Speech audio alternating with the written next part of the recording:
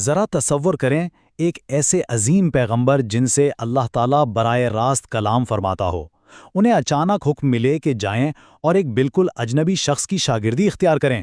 جی ہاں، آج کی اس خاص وضاحت میں ہم تاریخ کے ایک ایسے ہی پراسرار اور سنسنی خیز سفر پر نکلنے والے ہیں، حضرت موسیٰ علیہ السلام اور ایک پراسرار شخصیت کا سفر۔ یہ کوئی عام واقعہ نہیں ہے، بلکہ اس میں ایسے گہرے راز چھپے ہیں جو ہماری اس دنیا کو دیکھنے کا نظریہ ہی بدل سکتے ہیں۔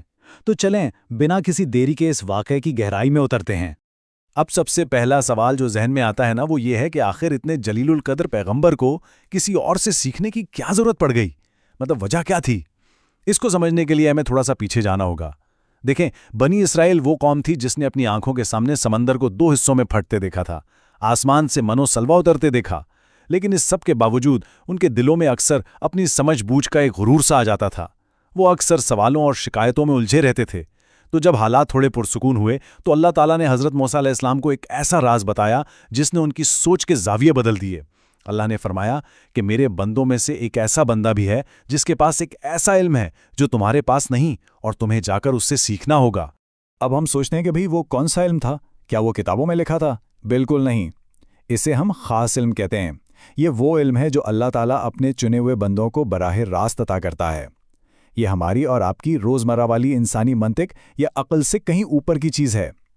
اور جس شخص کی طرف حضرت موسیٰ علیہ السلام کو بھیجا جا رہا تھا، یعنی حضرت خضر علیہ السلام، ان کے بارے میں کہا جاتا ہے کہ وہ تو جیسے وقت کی قید سے ہی آزاد تھے۔ وہ صرف آج کا ظاہر نہیں دیکھتے تھے، بلکہ باطن اور مستقبل تک ان کی نگاہ تھی۔ کمال ہے نا؟ اچھا، اب مشن تھا اس پراسرار بندے کو ڈھونڈنا، لیکن کیسے؟ اس کے لیے ایک انتہائی حیرت انگیز نشانی بتائی گئی۔ اللہ نے حکم دیا کہ اپنے ساتھ ایک مچھلی رکھ لو، اور جہاں وہ مچھلی اچانک زندہ ہو کر سمندر میں غائب ہو جائے، بس وہیں وہ بندہ ملے گا۔ ذرا اس سفر کی مشقت کا اندازہ لگائیں۔ سنگلاخ راستے، تپتے ریگستان اور شدید تھکاوٹ۔ چلتے چلتے کیسا مقام آیا جہاں 2 سمندر آپس میں ملتے تھے۔ وہاں ایک عجیب سی خاموشی تھائی تھی، اور پھر بالکل اسی مقام پر اس مردہ مچھلی نے تڑپ کر پانی میں چھلانگ لگا دی، اور سمندر کے پانی نے بھی اس کے لیے ایک سرنگ کی طرح راستہ بنا دیا۔ طویل اور کٹھن سفر کے بعد جب حضرت موسیٰ علیہ السلام واپس اس مقام پر پہنچے تو وہاں ان کی ملاقات ایک شخص سے ہوئی، ایک ایسا شخص جس کا چہرہ دیکھنے میں بالکل عام سا لگ رہا تھا، مطلب کوئی خاص ظاہری جاہو جلال نہیں، لیکن ان کا علم وہ آسمانوں سے بھی زیادہ بھاری تھا۔ قرآن مجید میں ان کا نام واضح طور پر نہیں آیا، لیکن ہماری احادیث اور تفاسیر بتاتی ہیں کہ یہ حضرت خضر علیہ السلام تھے۔ یہاں ایک بات نوٹ کرنے والی ہے، قرآن نے ان کی ظاہری شخصیت سے زیادہ ان کے بے پناہ علم اور مرتبے کو نمایاں کیا ہے۔ کیوں؟ تاکہ یہ بات سمجھ آ جائے کہ اللہ جسے چاہتا ہے اپنا خاص علم عطا فرما دیتا ہے۔ ملاقات ہو گئی۔ حضرت موسیٰ علیہ السلام نے بڑے ادب سے ان کے ساتھ چلنے اور علم سیکھنے کی درخواست کی، لیکن جواب میں جو سننے کو ملا وہ بڑا ہی چونکا دینے والا تھا۔ حضرت خضر نے ان کی طرف گہری نظروں سے دیکھا اور ایک ایسی بات کہی جو انسان کو اندر تک ہلا دے۔ انہوں نے کہا، تم میرے ساتھ ہرگز صبر نہیں کر سکو گے، اور یہ بات انہوں نے ایک بار نہیں، بار بار کہی۔ سوچئے کیسا سسپینس بن گیا ہوگا اس وقت۔ یہ ایک کھلی وارننگ تھی کہ اب اس سفر میں جو کچھ بھی ہونے والا ہے وہ انسانی عقل کو جھنجھوڑ کر رکھ دے گا۔ اور لیجئے، یہیں سے شروع ہوتا ہے وہ سفر جس نے انسانی عقل اور صبر کو اس کی آخری حد تک آزما لیا۔ یہ پورا سفر دراصل 3 بنیادی امتحانات پر مشتمل تھا۔ پہلا واقعہ تھا ایک غریب مچھیرے کی کشتی کا، دوسرا تھا ایک نوجوان لڑکے کا، اور تیسرا تھا ایک گرتی ہوئی دیوار کا واقعہ۔ یہ تینوں وہ واقعات ہیں جہاں بظاہر سب کچھ بالکل غلط، ناانصافی اور عجیب لگ رہا تھا، لیکن باطن میں ہر چیز اللہ کے حکم کے عین مطابق تھی۔ تو چلیں باری باری ان حیرت انگیز واقعات کو دیکھتے ہیں۔ سب سے پہلا امتحان، راستے میں سفر کرنے کے لیے انہیں ایک کشتی ملی۔ یہ غریب مچھیروں کی کشتی تھی۔ ان مچھیروں نے بڑی مہربانی کی، بغیر کسی لالچ کے ان دونوں کو بالکل مفت سوار کر لیا۔ لیکن جب وہ گہرے پانیوں کے بیچوں بیچ پہنچے تو حضرت خضر نے اچانک جان بوجھ کر کشتی کا ایک تختہ اکھاڑ کر توڑ دیا۔ ذرا سوچیں، غریبوں نے مفت بٹھایا اور آپ نے ان کی کشتی ہی توڑ دی، وہ بھی سمندر کے بیچوں بیچ جہاں جان جانے کا خطرہ تھا۔ حضرت موسیٰ علیہ السلام سے یہ بظاہر ناشکری اور تباہی برداشت نہیں ہوئی، اور وہ بے اختیار بول پڑے کہ یہ آپ نے کیا کر دیا۔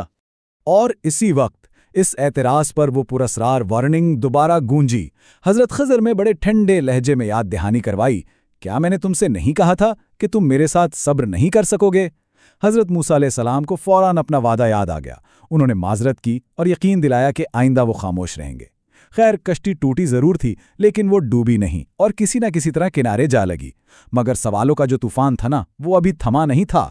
اب باری آتی ہے دوسرے امتحان کی، اور میں آپ کو بتاؤں، یہ انسانی جذبات کے لحاظ سے سب سے زیادہ پریشان کن اور ہلا دینے والا واقعہ تھا۔ کشتی سے اتر کر وہ ریت اور پتھر کے ایک شہر میں پہنچے۔ وہاں کچھ بچے کھیل رہے تھے۔ حضرت خضر ایک نوجوان لڑکے کے پاس رکے اور اچانک اس کی جان لے لی۔ یہ دیکھ کر حضرت موسیٰ علیہ السلام کے صبر کا پیمانہ مکمل طور پر لبریز ہو گیا۔ یہ تو سراسر ظلم و ناانصافی نظر آ رہی تھی نا، ایک معصوم جان کو بغیر کسی وجہ کے ختم کر دینا۔ یہ ایک ایسا عمل تھا جسے کوئی بھی انسانی عقل کبھی تسلیم نہیں کر سکتی تھی۔ اس بار حالات کی کشیدگی اپنے بالکل عروج پر تھی۔ اتنی شدید پریشانی میں ایک بار پھر وہی سرد اور دو ٹوک جواب ملا، کیا میں نے تم سے نہیں کہا تھا کہ تم میرے ساتھ صبر نہیں کر سکو گے؟ یہ فائنل وارننگ تھی۔ حالات اس قدر پیچیدہ ہو چکے تھے کہ خاموش رہنا اب ناممکن سا لگ رہا تھا، لیکن سفر کا ایک آخری حصہ ابھی باقی تھا۔ تیسرا اور آخری امتحان ایک گاؤں میں پیش آیا۔ دونوں مسافر بھوکے تھے، حد درجہ تھکے ہوئے تھے۔ انہوں نے گاؤں والوں سے مہمان نوازی کی درخواست کی، کچھ کھانا مانگا، لیکن وہ لوگ بہت سخت مزاج تھے۔ انہوں نے صاف انکار کر دیا۔ اسی گاؤں میں چلتے ہوئے حضرت خضر کی نظر ایک پرانی دیوار پر پڑی جو بس گرنے ہی والی تھی۔ انہوں نے رک کر رضاکارانہ طور پر اس دیوار کو بالکل مفت میں سیدھا کر کے کھڑا کر دیا۔ بھوک اور تھکاوٹ کی اس حالت میں حضرت موسیٰ علیہ السلام سے پھر رہا نہ گیا۔ انہوں نے حیرت سے سوال کیا کہ بھئی، جن لوگوں نے ہمیں کھانا تک نہیں دیا، آپ ان کے لیے مفت کام کر رہے ہیں، کم از کم مزدوری ہی مانگ لیتے تو ہم کچھ کھا سکتے۔ اور بس یہی وہ لمحہ تھا جس کا انتظار تھا۔ حضرت خضر نے مڑ کر دیکھا اور کہا، اب میرا اور تمہارا راستہ الگ ہے۔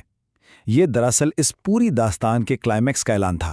یہ وہ مقام تھا جہاں ساری پہیلیوں کے جواب ملنے تھے، جہاں ظاہری حقیقت پر پڑا ہوا پردہ ہٹنے والا تھا اور باطنی سچائی، یعنی وہ خاص علم، دنیا کے سامنے ظاہر ہونے والا تھا۔ تو دل تھام کر بیٹھیں، کیونکہ اب ہم ان رازوں کو ڈیکوڈ کرنے والے ہیں۔ یہاں سے ظاہر اور باطن کا پردہ اٹھتا ہے۔ سب سے پہلے چلتے ہیں کشتی کی طرف۔ بظاہر کیا لگ رہا تھا؟ ایک غریب آدمی کی روزی روٹی کا نقصان، لیکن پوشیدہ سچائی کیا تھی؟ حضرت خضر نے بتایا کہ آگے سمندر میں ایک ظالم بادشاہ موجود تھا جو ہر صحیح سلامت کشتی کو زبردستی قبضے میں لے رہا تھا۔ اگر وہ کشتی کا تختہ نہ توڑتے تو وہ بادشاہ اسے چھین لیتا اور غریب مچھیرے اپنی کل کائنات سے محروم ہو جاتے۔ تختہ توڑ کر دراصل ان کی روزی روٹی کو بچایا گیا تھا۔ سوچئے، جو عمل ایک بہت بڑا ظلم لگ رہا تھا، وہ دراصل ایک شاندار قسم کی حفاظت اور رحمت تھی۔ اب آتے ہیں اس دوسرے راز پر جو انسانی جذبات کے لیے سمجھنا سب سے مشکل تھا۔ بظاہر یہ ایک معصوم کی جان لینا تھا، لیکن پسِ پردہ حقیقت بالکل الگ تھی۔ اس لڑکے کے بارے میں اللہ کا علم یہ تھا کہ وہ بڑا ہو کر کفر اور سرکشی کا راستہ اختیار کرے گا اور اپنے نیک والدین کے لیے شدید اذیت کا باعث بنے گا۔ اللہ تعالیٰ کو منظور تھا کہ ان والدین کو اس کی جگہ ایک ایسی اولاد عطا کی جائے جو ایمان میں بہتر اور ان کے لیے رحمت ہو۔ تو جو بظاہر ایک قتل نظر آ رہا تھا، وہ دراصل دو مومن دلوں کو مستقبل کی بربادی سے بچانے کا الہی فیصلہ تھا۔ اور آخری پوشیدہ حقیقت اس دیوار کی تھی۔ بظاہر حضرت خضر ان ظالم گاؤں والوں کے لیے مفت میں کام کر رہے تھے، لیکن حقیقت یہ تھی کہ اس دیوار کے نیچے دو یتیم بچوں کا ایک خزانہ چھپا ہوا تھا۔ ان کا باپ ایک نیک انسان تھا اور اللہ چاہتا تھا کہ جب تک یہ یتیم بچے بڑے ہو کر اپنا حق سنبھالنے کے قابل نہ ہو جائیں، ان کا خزانہ محفوظ رہے۔ اگر دیوار گر جاتی تو وہ گاؤں والے سارا مال لوٹ لیتے۔ تو وہ دیوار ٹھیک کرنا ان برے لوگوں کے لیے کوئی فیور نہیں تھا، بلکہ ان یتیموں کے حق کی حفاظت کا ایک ڈیوائن انتظام تھا۔ یہ سب بتانے کے بعد حضرت خضر نے جو آخری بات کہی، اس نے ساری داستان کا نچوڑ پیش کر دیا۔ انہوں نے فرمایا، اور میں نے یہ سب اپنی مرضی سے نہیں کیا۔ یہ ایک بہت بڑا اعتراف تھا۔ مطلب ان کا ہر قدم، ہر فیصلہ خالصتاً اللہ کے حکم اور اس کی دی ہوئی حکمت کا نتیجہ تھا۔ اس سے ہمیں ایک زبردست حقیقت سمجھ آتی ہے کہ یہ کائنات صرف ان اصولوں پر نہیں چل رہی جو ہماری آنکھوں کو نظر آتے ہیں۔ اس کے پیچھے ایک بہت بڑی، مکمل اور پوشیدہ حکمت کار فرما ہے جو ہر چیز کو کنٹرول کر رہی ہے۔ اب ہم سوچتے ہیں کہ آج کے دور میں ہمارے لیے اس واقعے میں کیا سبق ہے۔ یہ ہمیں زندگی کے 3 زبردست آفاقی اصول سکھاتا ہے۔ پہلا، زندگی میں کبھی کبھار جب ہماری کشتی ٹوٹتی ہے یا امید بکھرتی ہے تو ہو سکتا ہے وہ ہمیں کسی بہت بڑے نقصان سے بچا رہی ہو۔ دوسرا، اگر کوئی عزیز چیز ہم سے چھین لی جائے تو عین ممکن ہے کہ اس میں ایک ایسی گہری رحمت چھپی ہو جس کا ہم تصور بھی نہیں کر سکتے۔ اور تیسرا، یہ کہ سانحات کو سمجھنے میں ہماری سوچ بہت محدود ہے۔ ہم صرف ظاہر دیکھتے ہیں جبکہ اصل تصویر بہت بڑی ہوتی ہے۔ تو اس ساری وضاحت کے بعد ہم آپ کو ایک بہت ہی طاقتور سوال کے ساتھ چھوڑے جا رہے ہیں۔ جب ہماری زندگی میں اچانک طوفان آتے ہیں، جب حالات ہماری سمجھ سے بالکل باہر ہو جاتے ہیں، تو کیا ہم صرف ان محدود آنکھوں پر یقین کریں گے جو صرف ظاہر دیکھتی ہیں، یا پھر ہم اپنے رب کے اس وسیع علم اور حکمت پر بھروسہ کریں گے جو باطن کو بھی جانتا ہے؟ اس پر ضرور سوچیے گا۔ یہ وہ نقطہ نظر ہے جو روزمرہ کی مشکلات کو دیکھنے کا انداز مکمل طور پر بدل سکتا ہے۔ اسی گہری سوچ کے ساتھ ہماری آج کی ایک خاص پیشکش اپنے اختتام کو پہنچتی ہے۔